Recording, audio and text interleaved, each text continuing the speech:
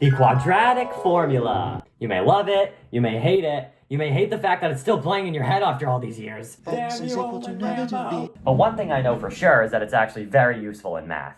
Owen, you already made a video about the quadratic formula and how to solve polynomials in general. Yes. Thank you, Timmy. I did already make a video about the quadratic formula. If you haven't seen it, I'd recommend you go watch it. I think it's a little boring, but I don't know. This video is specifically about the quadratic formula, not about other ways of solving polynomials, so that's why I'm uploading it separate from the other video. Now, Timmy, for not raising your hand, you have to go to the principal's office. Okay.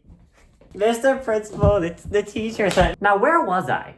Yes, quadratic equations. A quadratic equation is an equation that can be written in the form ax squared plus bx plus c equals 0, where a, b, and c are numbers and a is not equal to 0. So for an example, 2x squared minus 4x minus 6 equals 0 is a quadratic equation. Well, why do we need the quadratic formula? Good question, Owen. Sometimes quadratic equations, also known as quadratics, are nicely factored.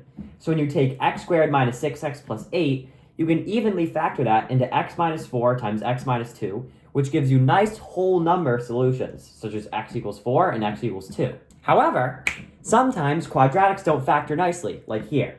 No matter how much you play around with this, it's not going to factor into two even solutions. But it does have a solution, we just don't know it. That's where the quadratic formula comes in. It works with all types of quadratics, even the ones that are messy. Now, this is the quadratic formula.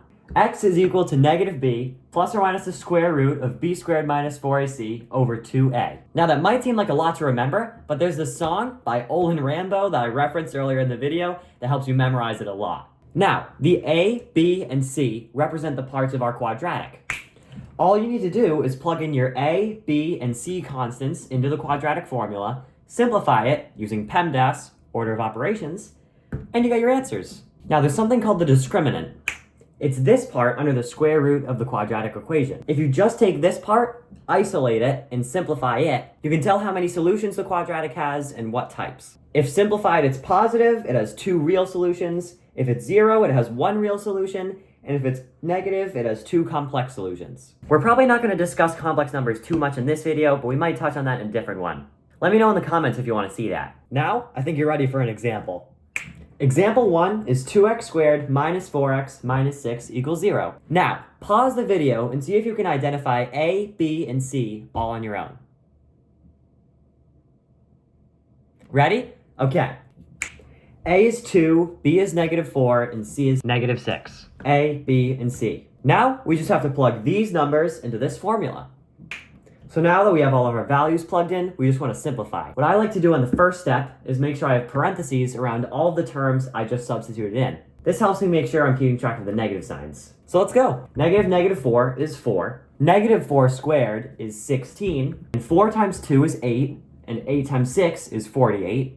And then the negatives cancel, so it's plus 48. Then we divide that by 2 times 2, which is 4. Now 16 plus 48 is 64. So I'm going to move this to the top.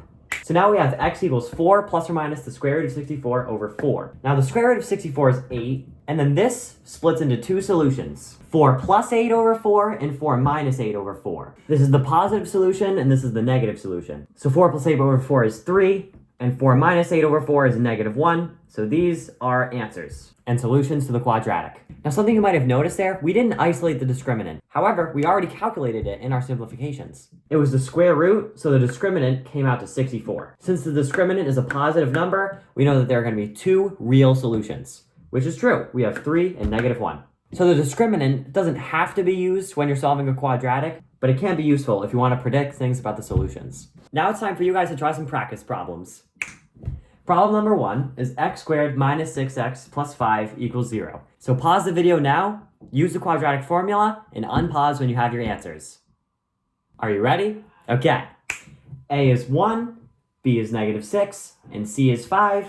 Then you plug that into the quadratic formula. You should get 16 for the discriminant. Since it's positive, that means you're going to have two real solutions. Your final solutions are x equals 5 and x equals 1. Now for the second practice problem. Problem 2 is 3x squared plus 2x plus 7 equals 0. So I'll let you pause for a second. And our solutions are a equals 3, b equals 2 and c equals 7. So you plug those into the quadratic formula, and you should get a discriminant of negative 80. Now, since the discriminant is negative, that means you're going to have two complex answers. Complex numbers are numbers that contain both I and other real numbers. So we get x equals negative 2 plus I times the square root of 80 over 6, and x equals negative 2 minus I times the square root of 80 over 6. So that's the quadratic formula, the ultimate tool for quadratics or whatever. Make sure to like, subscribe, and comment if you have any questions, or you can email me at mathmanowen@gmail.com. Make sure to check out other algebra videos over here, my channel trailer over here, and subscribe to my channel over here. With that, it's bye from me. I'll see you in the next video, students. What's that? Oh God, I'm here again.